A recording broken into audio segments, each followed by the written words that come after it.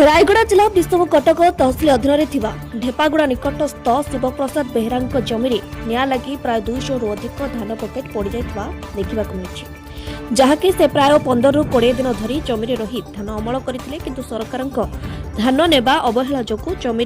धान रखी जगुले आज 12टा समय निज घर को आसी खाइबा समय हठात शुणा पाई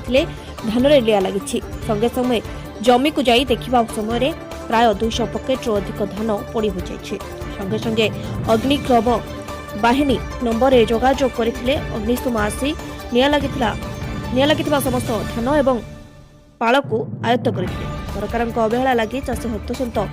कष्ट पड़ा धान नष्ट हो जाइए क्षतिपूरण पाई सरकार को गुहारी जणाइले चाषी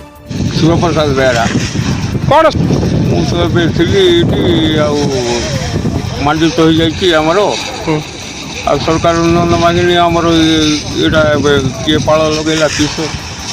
सागे सागे मुझे देखी 300 पैकेट थी मोर धान बर्तमान पुरी जाती सरकार ध्यान देवे बोले मुझे मुझे 12टा बेलू खावा गली साढ़े आसला बेलू फोन कले मत गाँव लोक आ धान तुम खड़ा निया लगी कहले मुझे धान जाए आसली आइला बेलू मोर 300 पैकेट थी तार पुरीला सब आ प्रति सरकार ध्यान देवे मुझे धन्यवाद। कटक काशीनाथ पाल रिपोर्ट रिपब्लिक ओडिशा।